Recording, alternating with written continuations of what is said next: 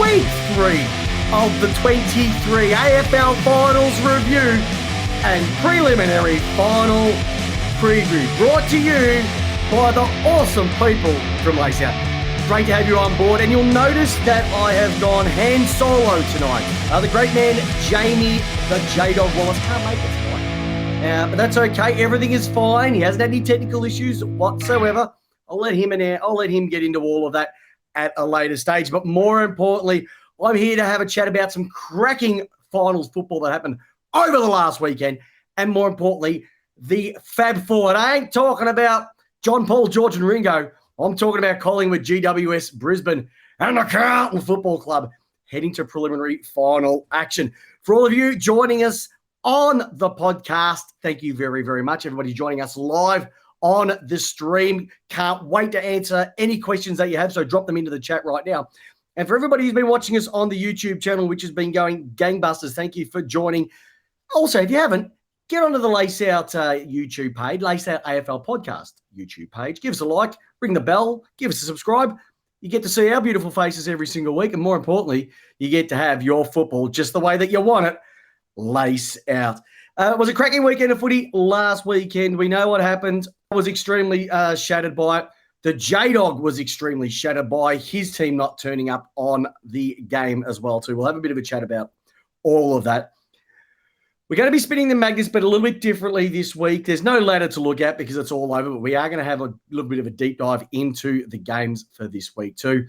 A little bit about our new segment called You're the Best. We'll be rolling out a couple as well too. A little bit of contract news, a little bit of splashing the cash, but more importantly, we're going to be getting stuck into the footy. And I'm not too sure at the moment, listeners and viewers, but I will say that what we have got going for the preliminary finals this weekend, in my honest opinion, I don't think there's been two games that mean so much to obviously the supporters, but the AFL community in more ways than one. The hype around these two games as we lead into it, I would almost say has been more exciting than recent memory.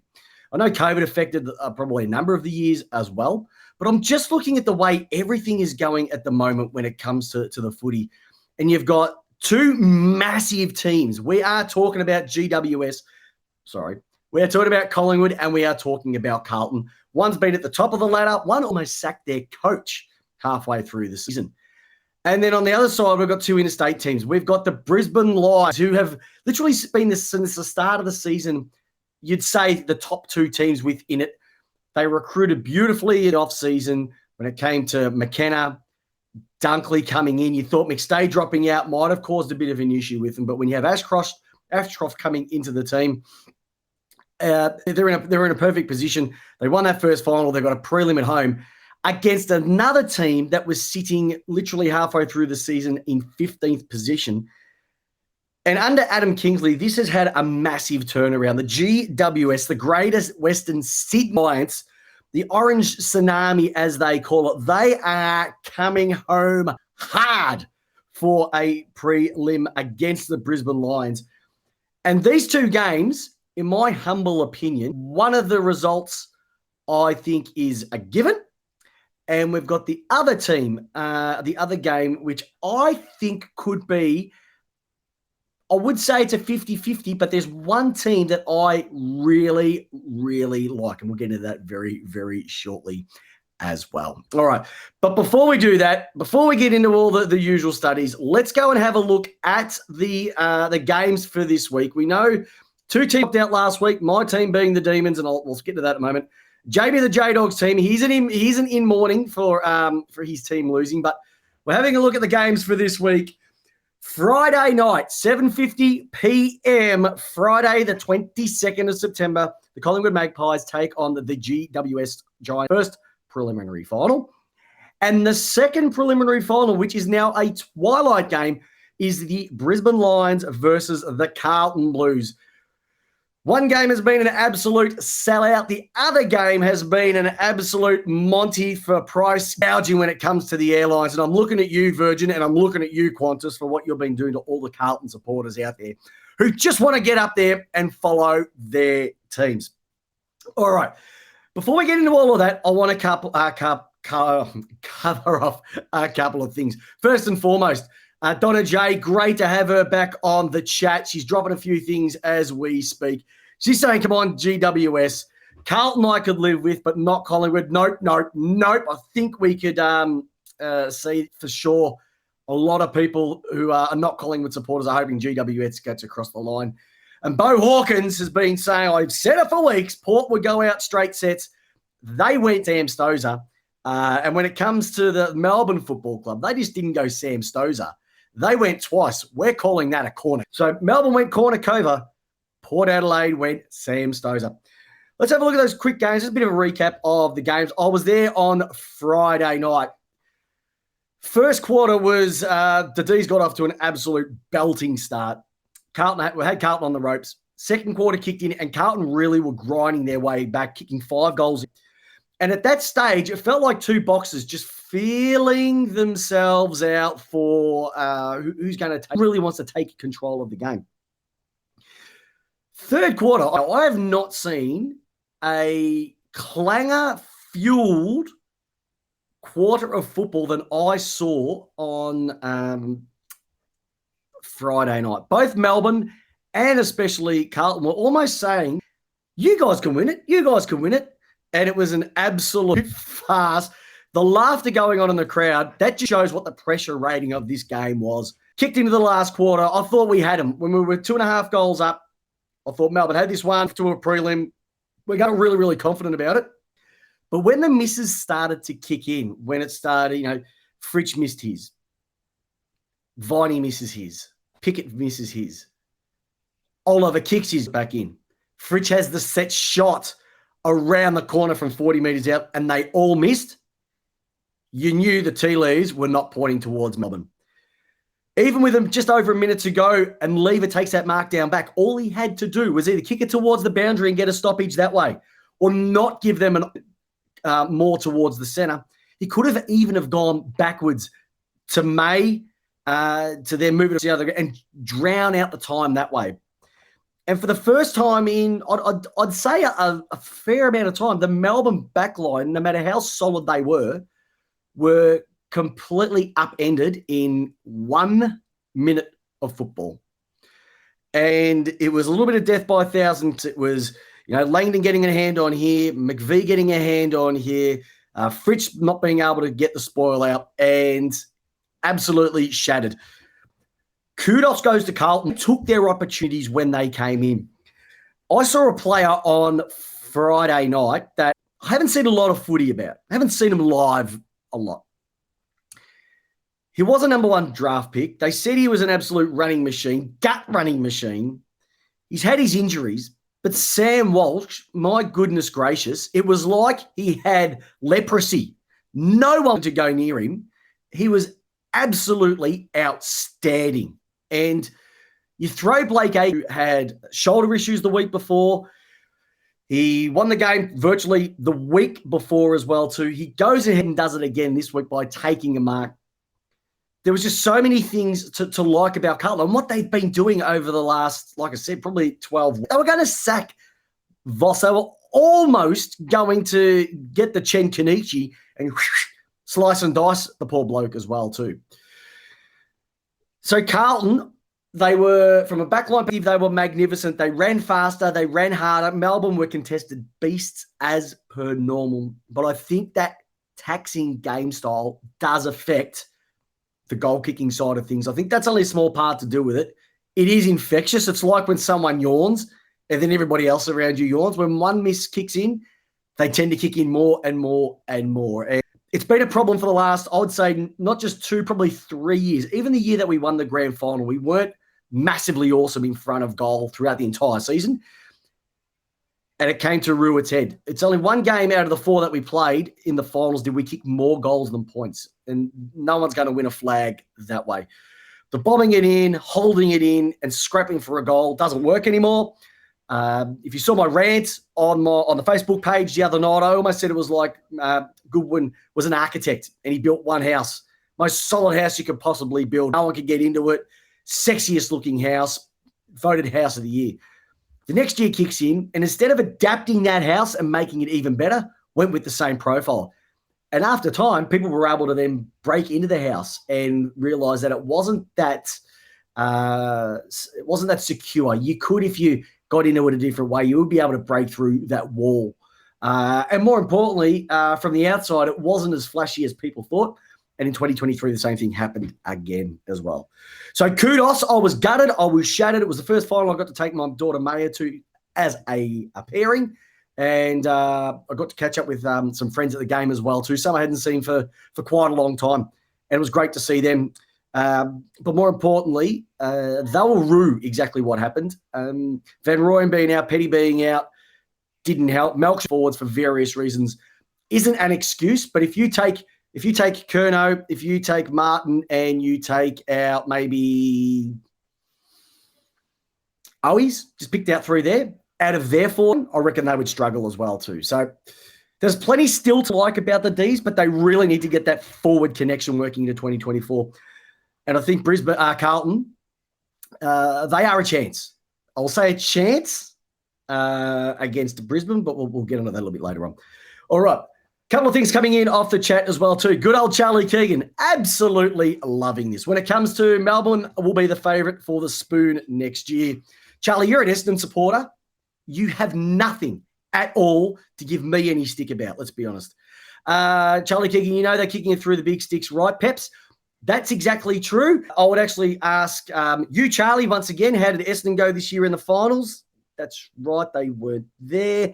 And at least I have seen a victory in finals time. I know that you're a young man. You probably haven't. You probably wouldn't be that young to remember it, but that's okay. All right. David Salt has said that he thinks Sard is the hardest worker in Carlton's team. I don't think so. I honestly think that it comes down to Sam Walsh. And another one, Nick Newman. Got to see him live, and he's dominated us twice this year. And a good spot heading into this week's game against Brisbane.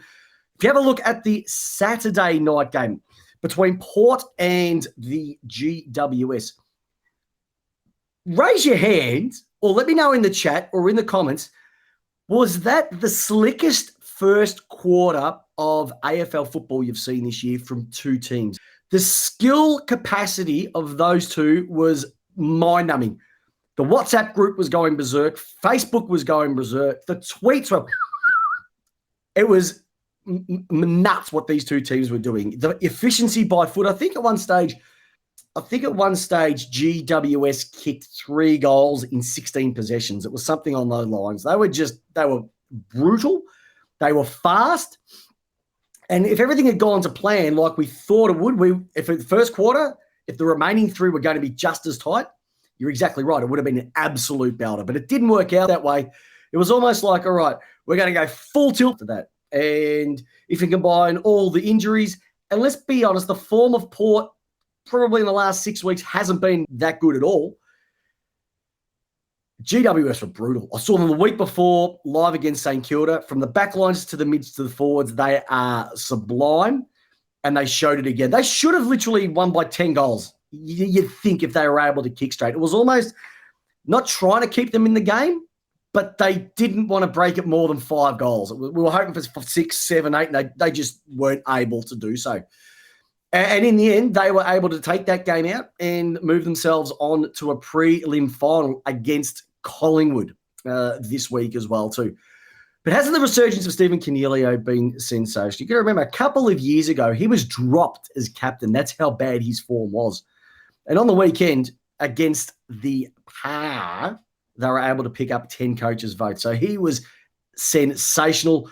Tom Green, 2 weeks in a row. He'd be very close at the moment to taking out the Gary Ayres medal for best player in the finals. He was sensational. His work around and his commitment to the ball, his contested possessions are amazing, but his disposals are actually really, really good as well too. So he had a cracking game. Lachie Whitfield, another one who was, where do we play him under that Leon Cameron sort of style? You're better than this. Come off the half-back line and dominate, and he did that too. So even Jack Buckley, Toby Green, they all got the votes for the game as well too. Port Adelaide, do you remember when Ken wasn't signed, and everyone's saying, sign him, sign him, sign him, sign him. And a lot of them, why don't we just wait until after finals and see whether it's the right decision? No, Kane Corns. Why shouldn't we sign him now? He's done everything right. What's the difference between pre-finals and after finals? It shouldn't make a difference. Well, I'm asking you now, listeners, viewers, everybody, do you think that signing Ken Hinkley, and Melbourne have done the same thing with Simon Goodwin, was that a right decision? Was that a right decision to keep Simon Goodwin in as coach for another 2 years? I think so. I think they've got a lot less issues than Port. I think there's a few things that Melbourne need to tighten up in relation to the attitude, especially from what I saw on the weekend. Very, very rough around the edges.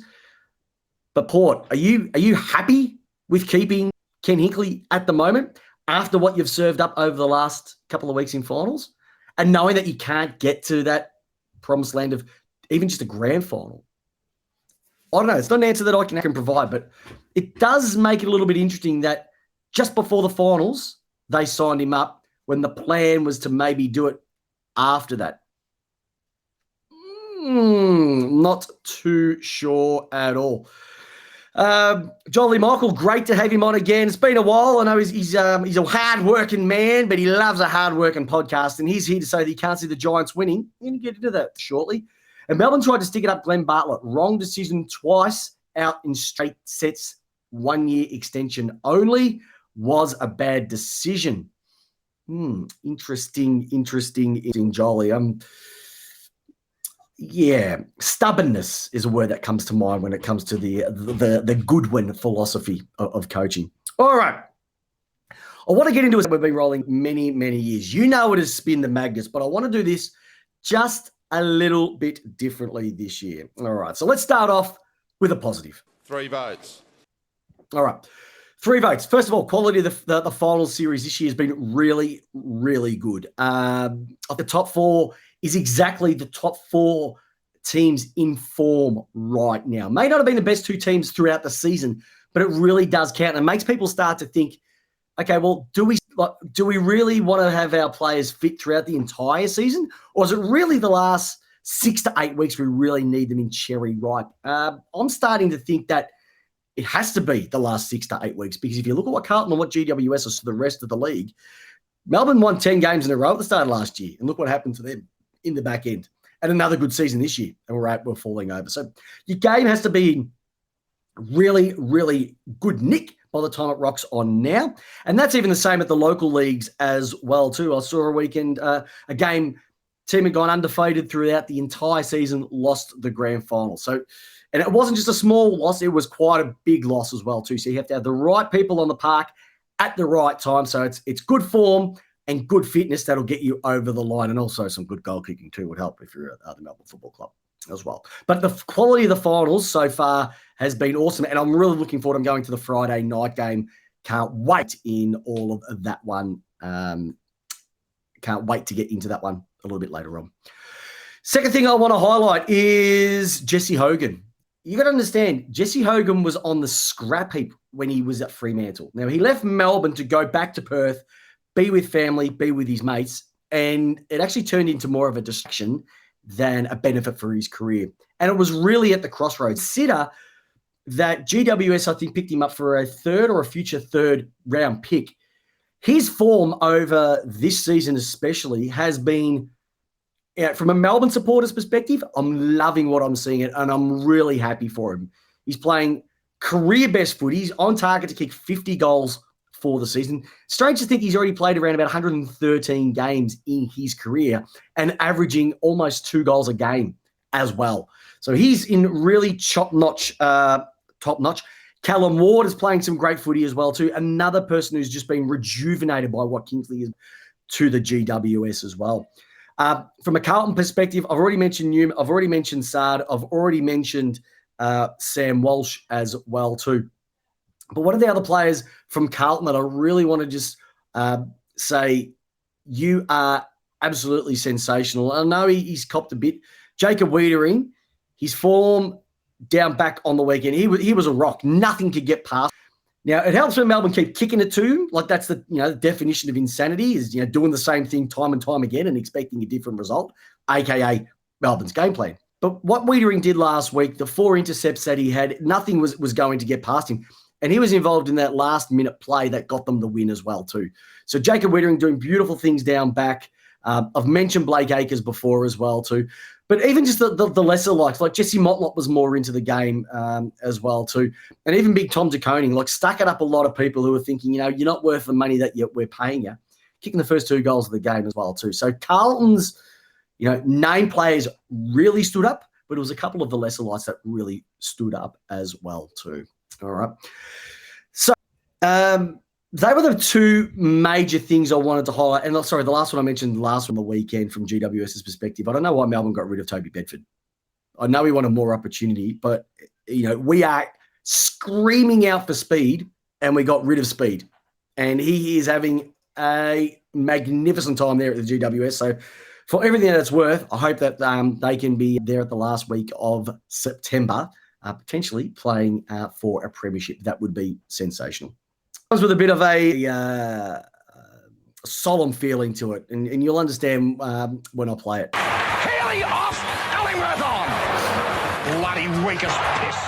It was, everybody by now, unless you've been living under a rock, knows that the great Ron Barassi unfortunately passed away on Saturday, which was a shame. Melbourne losing on the Friday night and then having Ron pass away. There's been a lot of calls to name the AFL Premiership Cup the Ron Barassi Cup. I don't have an issue with that whatsoever. I think if you're going to be naming the highest prize, the highest accolade in AFL, which is a premiership team, and naming the trophy that you give away over to the team that wins that, we've got the Jock Mahale medal for the premiership. We've got the Norm Smith medal for the best player. Why not name the trophy after a person who, let's just put this in perspective, a 6 times premiership player, 2-time best and fairest player, 2-time best and fairest winner for Melbourne. He was twice leading goal kicker and Melbourne captain for 5 years. He was also in the Melbourne Hall of Fame as a legend. Represented at the National Carnival in 1956 and 1958. 3 times All-Australian, Victorian captain. But also from a coaching perspective, he's a 4-time VFL premiership coach. Then you've got to remember, 2 of those are with Carlton, 2 of those are with North Melbourne.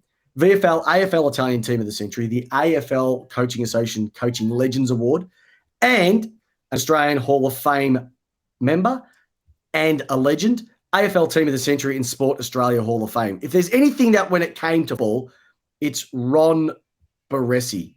Ron Barassi.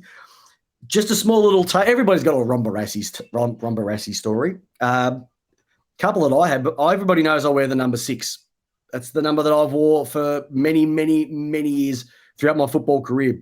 Before that, though, the number that I used to have, the great Ron Barassi as well, too, before I was handed over the great number 6 by the magnificent Justin O'Donoghue Football Club.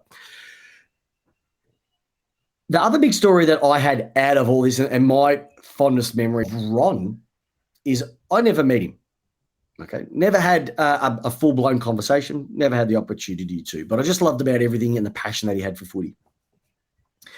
I remember it was, I think it might have been 2017 or 2016. So it was Clayton Oliver's first game. My son, I took him to his first ever footy game. It was at the MCG, and I was able to get tickets to go into the change rooms, and he got stacks of photos. He actually got a photo with Clayton Oliver after his first game. And if you remember it, it was interestingly enough against GWS. And he had a debut. I think he picked up 2 Brownlow votes in his first game.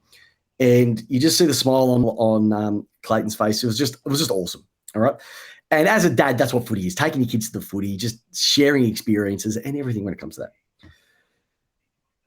And what we did on the way out is we get donuts. So if anyone knows, when you leave the ground out of the change rooms, you've got to literally walk alongside past the MCC to get out of gate 2 and walk through. And as we were walking around, I saw just a group of people, probably no more than 5 or 6, having a bit of a chat, etc. And you're just walking away and talking to Noah, how was it? He's like, oh, it's good. Who was that? I got lots of fun. I was really happy. And as I got a little bit closer, I saw the line, I saw the hair, and I saw the mustache, and I went, is that Ron Barassi? I said, it's Ron Barassi. And he was taking a few photos, and I thought, oh, should I? And his wife was there at the time, and I walked up and I said, "Oh, excuse me, it's my son's first game ever of going to the footy. Would that be okay if he could actually get a photo with Ron to mark the occasion?" He said, "Sure, he'd love to," etc. So I walked him over. I said, "Oh, Ron, look, thank you for everything that you've done for footy. Really appreciate it. This is my son Noah. It's his first game." He's like, "Oh, how are you, Noah? How old are you?" And he's like, "I'm 6." He goes, "Oh, you follow the D's?" He goes, "Yeah." He goes, "Oh, good on you, buddy. Could we get a photo?" I'd love to get a photo to celebrate his first game. And he had a photo of Noah standing there, and he was just holding him with a smile on his face, and we've got the photo. And that's my biggest memory of my first ever game of footy with my son at the MCG. Going into the room, seeing Melbourne get a win, but more importantly, that's a memory that no one will be able to take away from me and him as well too. The kicker was, or the interesting thing about it was, is that they have in the footy record photos of footy or the footy images. And that photo, because I must have posted it on the gram, on the Instas, it made it into the footy record the week after. And a mate of mine, Chunky Love, Andrew Foskett, sent me a message to go, "Hey, Peps, is this you? Is this Noah?" And got a copy of the record. And funny enough, the photo that I cherished with my son, with Ron, everybody got to see too. So I know everybody's got their little story, but that's just one for me to sit back and go, he was so generous with his time. He didn't have to do it because of the amount of requests that he would have, but just to take a couple of minutes to influence me and influence my son. When he's older and he's got his own kids and he can have a look at that footy and say, "This is the first game of footy I had a photo with an absolute legend," that is so magnificent to see. So, Vale to Ron Barassi. You've been an absolute stalwart, absolute legend of the game, and I would love the Premiership Cup to be named the Ron Barassi Cup or the Ron Barassi Premiership Cup. That would be absolutely perfect to look after that guy. Another person that unfortunately passed away is Cowboy Neil. Now, if everybody doesn't know Cowboy Neil, he played for St Kilda, an absolute gun of a bloke. But more importantly, everything that I've heard about Cowboy Neil, that off the ground he was a better person as well. So now, he was way before my time, but anybody from St Kilda will say how awesome he was. But I've been hearing on the radio, many people playing at country clubs who he went and played for or coached or even just visited. Absolute gentleman, a gentle giant off the field as well too, and will be surely missed by a lot of people in the football community. So to Ron and to Cowboy, we're thinking of you. We're thinking of your families, because that's who it's all about as well too. Football sort of takes a little bit of a backseat. It just gives you that reality check that we are all human. And unfortunately, we all have to pass on. And sometimes our idols, you think nothing's ever going to happen to them. But to both your families, we wish you all the best over the next few weeks. And hopefully the football can honour both of them over the next couple as well. All right, let's move on to a bit of a happier note. All right, brand new segment that came in just before the finals kicked in. It went off.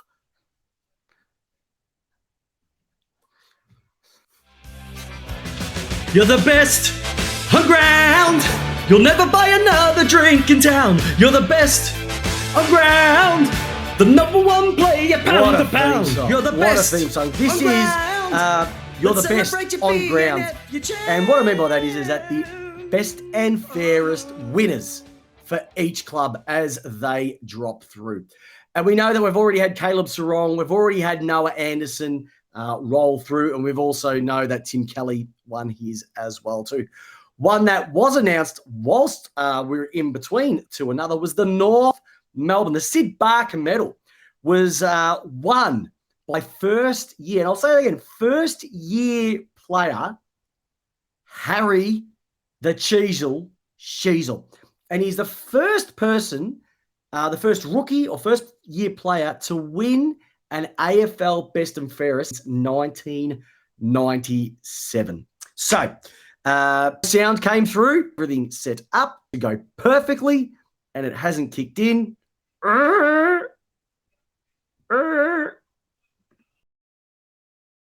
What about now? You're the best on ground.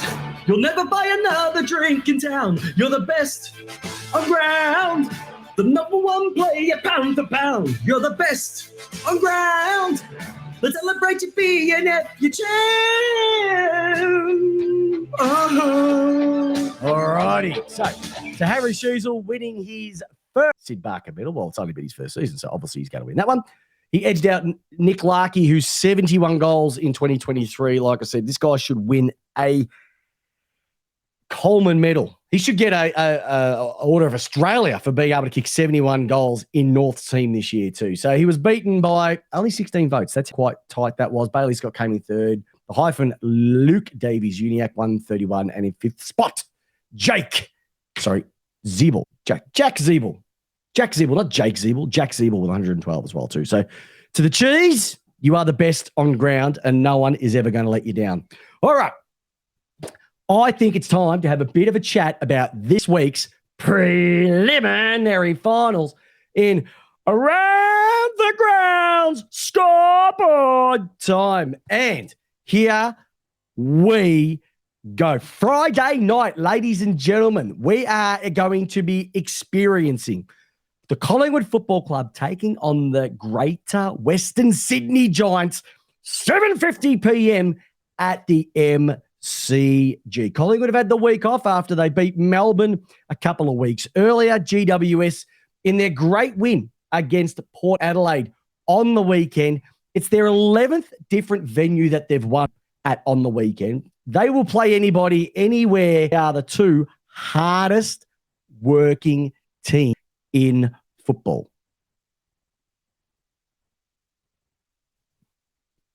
Yeah, two hardest working teams in football. On the field, in defence, in attack, they are brilliant to watch. Collingwood have been a little bit more, say, flaky, and you know what I mean? Their performances in the last third of the season have not been as strong as the GWS. But when you have a look at both teams, it's going to be an absolute corker what we are going to be experiencing on Friday night. You've got the Collingwood Football Club, who have literally been the benchmark for the entire season. You've got Nick Dacos coming from injury to join a team that are already in a team is pretty strong, and they're going to be adding him in there as well too. Against a GWS that are rock solid in the back line, amazing. And their forward line is, once it gets in there, it's hard to get out, but they have goal kickers that will blow most back lines apart. So if I had to sort of put this in perspective, I'm looking at the team. Okay, which one would I prefer? So from a midfield, from a back line, and a forward line perspective. All right. When it comes to the back lines, when you have a look, when you've got Maynard, when you've got Quaynor, when you've got more like strong capabilities across that entire back line, Collingwoods tend to start off very, very strong as well too. So they defend the ground really well. They always have sort of one a little bit back. So in case there is a big push of play, they do have that sort of goalkeeper methodology when needed. But they are willing to attack the game and run the ball through the field. Most teams throughout the year haven't been able to stop that. And even in their latest game late this year, GWS weren't able to do that at all. The thing is, though, GWS have got a hell of a lot better. Sam Taylor down back is amazing. Harry Himmelberg's got back to the form that people were saying, hey, you know, this guy could be anything. And so if I had to put two, I think I saw the way that GWS execute out of their back line. They're very solid, very team-oriented, have no issue switching. And the connection that they have with their midfielders it's almost Sixth Sense-like. They know where they are. They're out there all the time. So the midfielders, and that means the backline, know that where they need to go. They're willing to handball it out, dump out the long kick to the mids on the wings. And I just think when you have a look at these two backlines side by side, they do it a little differently. Collingwood very run and gun and willing to back themselves. GWS, very team-oriented, spread it out, dump long. So if I had to have a backline that I would love defending me on grand final day, at the moment, I would say it's going to be Collingwood. All right. Let's have a look at the midfielders. So this is where the game, I think, is going to be won. And it comes down to the midfield that is willing to work harder than others. All right. So let's just have a look. And I'm just going to run through a few names from the last weekend in footy. So I'm going to be having a look, first of all, at the Carltons. When you've got names like Pendlebury, Elliott, Lipinski, Sidebottom, his first final against the D's was absolutely sublime. We then got Jordan De Goey.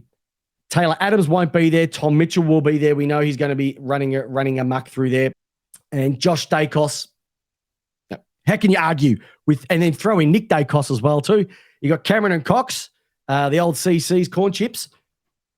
That midfield is massively strong. They go with the two ruckman setup where GWS don't. We know that they do it a little bit differently.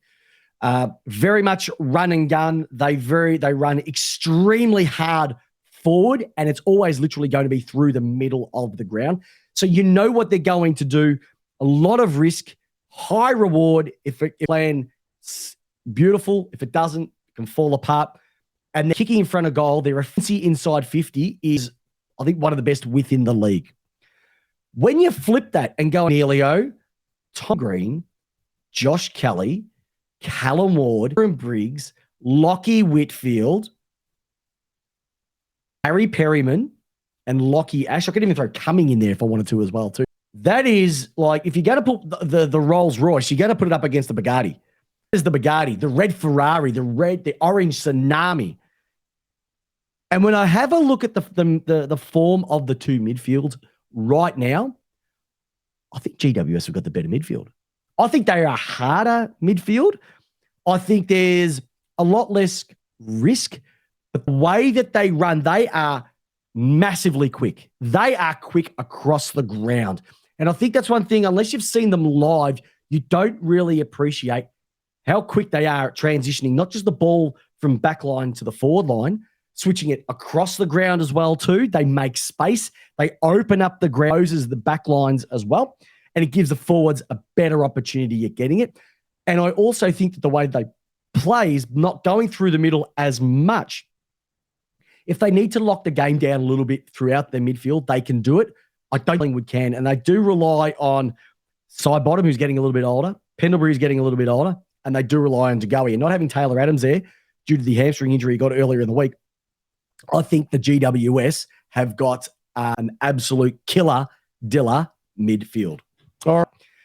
Let's have a look at forwards, and then I'm going to be giving you my opinion on who wins this and why. So, from the GWS perspective, let's go through some of the names. We've spoken about Jesse Hogan. We've got Jake Riccardi. We've got Toby Bradford. We've got Brett Daniels, and they've got my love child, Toby Green, running down there. And he hasn't had a massive final series so far, Toby, but you just know that he is on the cusp of just blowing out a game.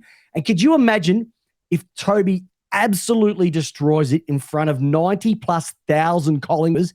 That would be the game that everybody would be looking forward to see, and I will be at, and I'll have a smile from ear to ear if he's able to do that.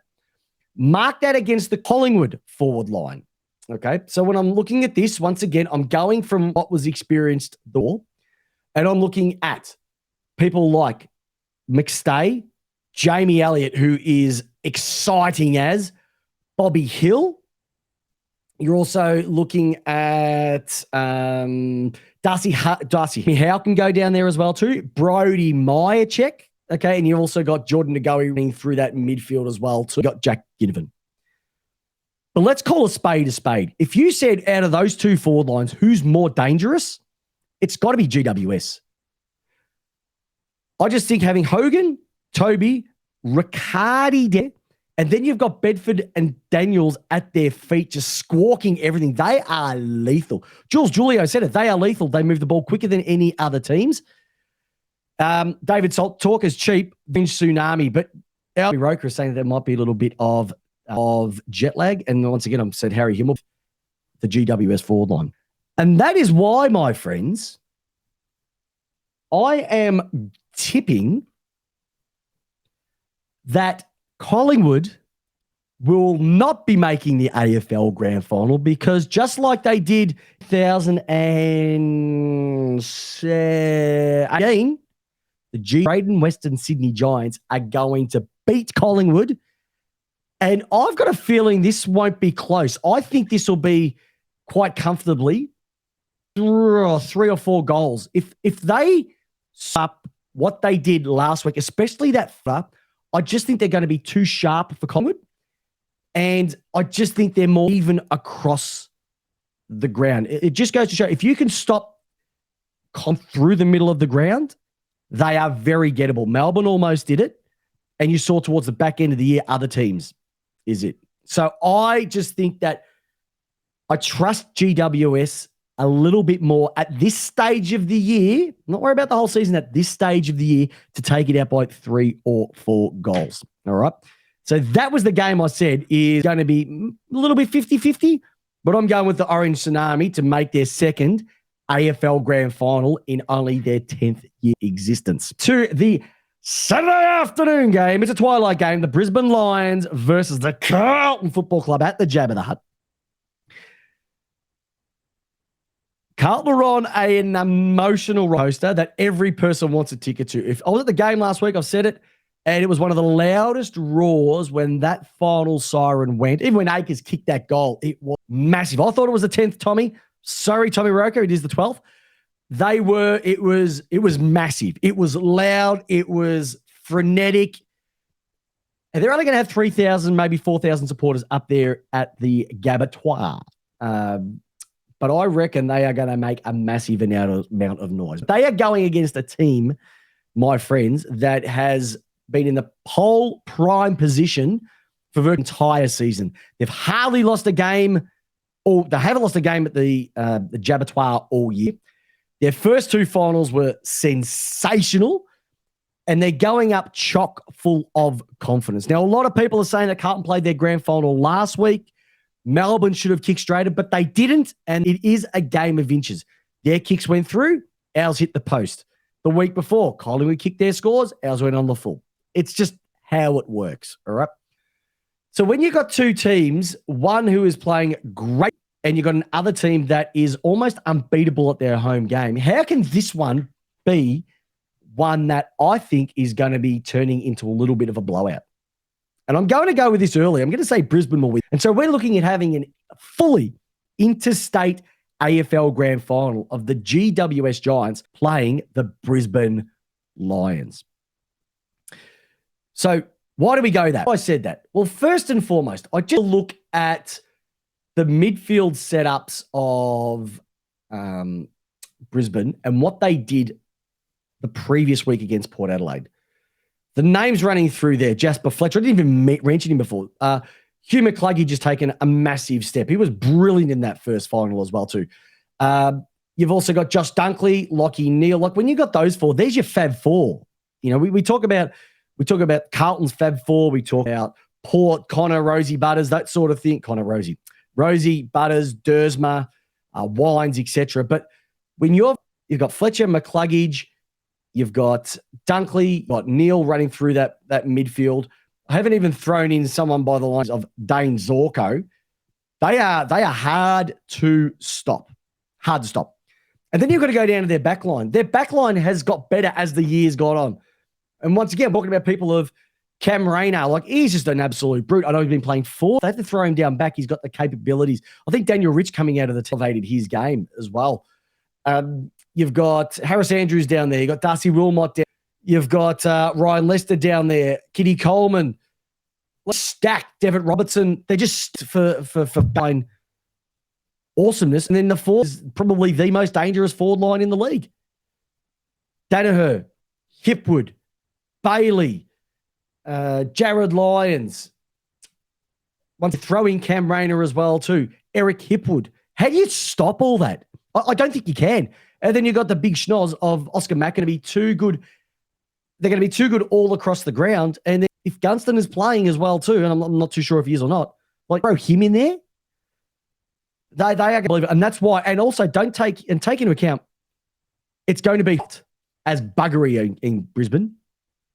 And that's going to affect it. Another week, one less game. They are in the box seat. But don't let Carlton. I do want to be quite an easy win for the. This could maybe be close for a couple of quarters, and I do think that Brisbane will overrun them at the end. But once again, Cripps, Akers, Walsh, Shearer. You got Curnow, who hasn't fired at all this final series. You got Owies down there at the forward line. You've given the Pitnet. Like I said, Wiedering as well to McGovern. They are a solid core. But I've got a bit of a feeling of Melbourne 2018 about Carlton at the moment. Like, they've gone really, really well in 2 weeks of fight. Will they be able to go to the next level? I don't think that they can. I just think it's going to be too much of an emotional roller coaster. And once the emotion gets pulled out of that game and they're playing away in a hostile environment like Brisbane can be, it's going to be really, really difficult for them to overcome. Now, yeah, they were going to sack Voss in July, Joel Michael said, and I agree with you wholeheartedly. It just shows how, just one flick of the switch, GWS in 15th as well, quite late in the middle of the season, and they were able to turn it around. But I just don't think that they're ready just yet. And I think Brisbane are. And I think Brisbane want to crack skulls and break hearts when it comes to this final series, and they're in the perfect opportunity to do it. They should have done it years ago. They weren't able to, and I think this is their time. So I'm tipping them, like I said, probably 6 goals. I think usually there's a closer prelim and one that's a bit of a blowout. This will be the blowout game out of the two. So GWS versus the Brisbane Lions, an all-interstate AFL Grand Final for 2023 is what I am predicting. If I'm wrong, let me know in the chat. Let me know in the comments. Say, Peps, you're an absolute flog. Or, as a lot of people are saying in the chat, Tory Williams, come on the Giants. I'm on the Orange team this week. Jules Julio, great to have him back. Hey, if Mackay plays, Carlton definitely loses. So be it. Collingwood have played Fitzroy Brisbane in 6 VFL AFL Grand Finals, 33 to 35 head-to-head since 1980. Rivalries of the modern era. Joel Michael's gone. Pies and Lions. Pies will win easy. I don't think they will, and I think that they are susceptible. They did beat Melbourne. I would almost go to say that Melbourne lost that game with bad kicking. I think that they lost it. They did win it. Melbourne should have won it, but they didn't, if you know what I mean. Hey, if I'm right, great. If I'm wrong, so be it. I'm not an expert. That football is an opinions game, and that's what we absolutely love about the time of the year. All righty, ladies and gentlemen. Now, normally this time I'd be going a bit of contract work. Here comes the money. Here comes the money. Here we go. Money talk. Here comes Dollar, dollar. Dollar, dollar. Ching, ching, bling, bling. Ching, ching. Here comes the batter. Right. A lot of contract news going through, and I'm not going to spend a lot of time on them because there's been a lot of ins and a lot of outs, and I want to probably leave it until after the week. But a couple of key that have come through. Jack Silvani, interestingly enough, who was looking like he was going to be on the way out from Carlton, has signed up for another 2 years. You just sort of sit back and go, I don't get it. Josh Shackey signed up for another year at Melbourne. I don't get it. And don't get talking about why he was picked as the sub last week. Doesn't make any sense whatsoever. So there's been signings coming out a little bit here and there over the last couple of weeks. I'll go into a little bit more of that once the final series, because that's when it's really going to be ramping up to it's going to be ramping up to trade week. It's going to be going into the draft as well too. And I've got some exciting news about draft and also the trade period. We're going to be doing some bonus shows. And when it comes to the draft and when it comes to trade, look, I might be the host with the most, and Jamie might be the coach the most. But when it comes to that, I've got no idea. I don't get in fantasy drafts. Get stuck into who's going to go what or there. So someone reached out to me earlier today, and I'm going to have the awesome, and you know him as Rampaging Tommy Roker. He'll be joining me for a couple of guest episodes to preview the draft.